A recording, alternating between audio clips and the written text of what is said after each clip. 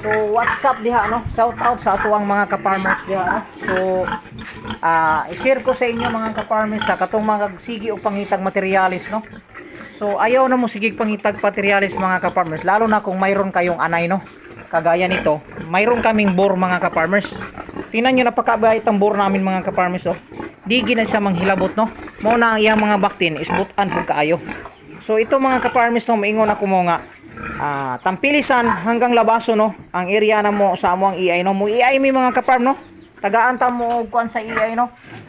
Wala ra pud mi mamugos mga ka-farm no, asa kuha lang para dili mo magsigig pangita ba og materialis bitaw kay paliwati ni amo ang bore para makakita mo og unsa ka quality ang mga breeding ani no. Kini siya is Landrace P3 ni siya mga ka-farm. Ibig sabihin ng Landrace mga ka-farm ganyan, manit na siya no, walang balahibo. Kaya siya naging pitrin kasi mayroon siyang patak no. Muna siya nga gitawag og Landrace pitrin. So ang iay na mo mga ka-farm no, cash good me, lalo na paglayo no. 2,000 no, isang iay. Ang partida na mo ana mga ka-farm no, kapag dili maburos ang imuhang anay, balika na mo na siya taman katulo. Kapag dili pag siya maburos sa katulo mga ka-farm, natay treatment ana nga buhato no, o wala kumasayod sa imong anay kung unsay diferensya no, basig landay na siya o kaliwat niya nga malanday no. Kasi wala man mi kabalo sa breeding ninyo no. So mo ni siya ang butakal mga ka-farm no, dako kay ni siya. Mo ni sandili siya na mo pwedeng dalhon sa inyo para lang magpatakal sa inyong mga anay no. Tinan mo mga ka-farm oh, dako kay na siya. Oh.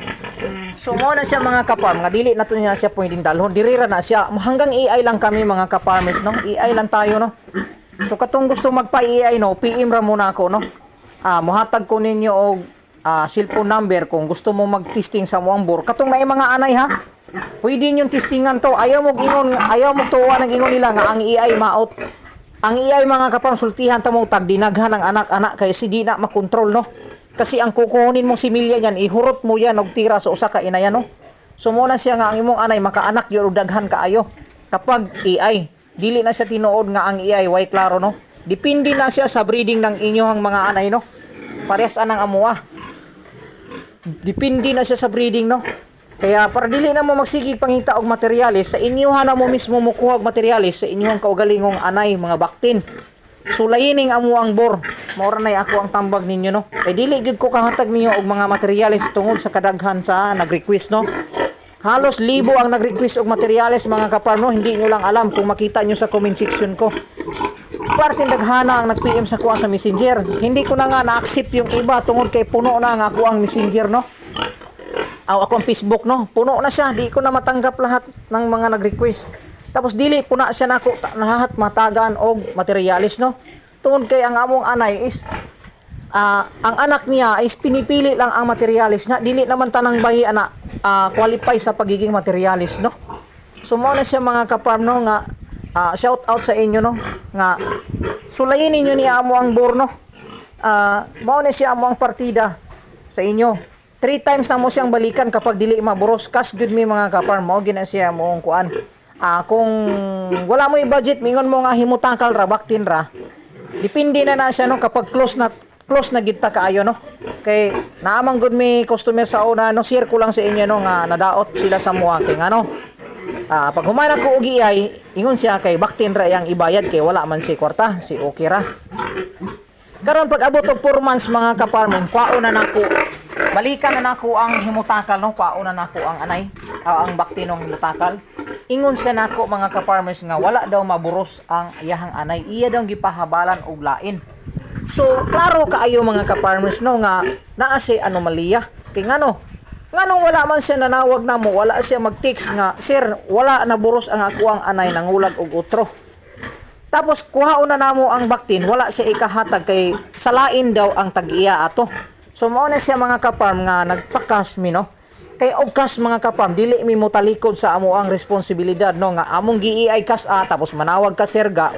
Nagulag og utro akong anay no, ipahabal nako akong ipaiay utro. Dili mo mobiyaan ang responsibilidad namo mga ka-farm no. Mao na siya amo ang patakaran no sa amo Mubalik jud mi. Kapag naman ang inyong anay mga ka-farm naburos na, kami magmi-maintenance niya no. Pwedeng kami kung wala kayong kaalaman sa pagmi-maintenance sa anay no. kami magbibisita niyan sa mga farm ninyo, no? Sa mga bahay ninyo. I-check na mo na inyong anay. Kung naakay mga concern na ay problema, makahatag mi or tips or idea, mga tambal sa inyo naatay mga pre nga tambal no gikan sa kumpanya, no? Sa Uno. Kasi Uno page ang gamit namo, no? So maintenance na to is Uno. So mao na siya mga kaparm, no? Nga inig panganak sa imong anay mga kaparm, ang baktin ana. Kami ang mukapon, kami mo inject og iron, hantod malutas, vitamins. Pagkalutas wala na kami niya, no? Kay ibaligya naman na nimo. Pero imo siyang ipatining. Mugamit ka sa Uno page, kami ra gyapon mo maintenance mga kaparm, no? Mao na si akong giingon ninyo, pre-maintenance ta kapag mugamit ka sa muang product na Uno page. So kung dili naman walay problema kung magpa-AI ka, pag dili mo mukan sa amuang product tapos magpa-AI ka, okay ra gyapon.